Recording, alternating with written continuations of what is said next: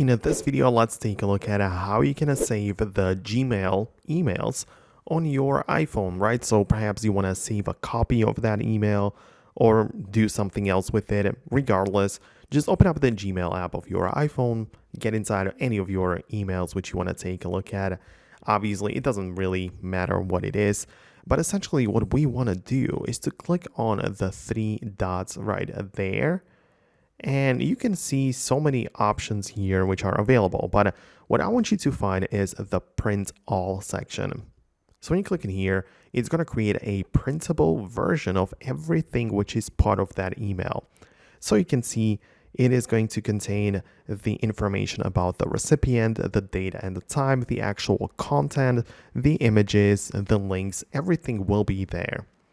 And since we created a PDF format for the print, we can print it out using the actual physical printer. But since we just want to save it, clicking on the share icon is going to be good enough for us. Because you can see we've got the PDF document right here. Everything works well.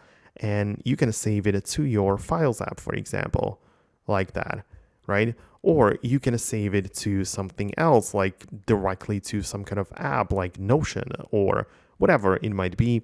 You can just save it somewhere and it's in a nice PDF format. You can browse all of the data. It just works well. So this is the option which I usually go with. So let me just show it to you like that. I'm gonna make it part of my documents or whatever.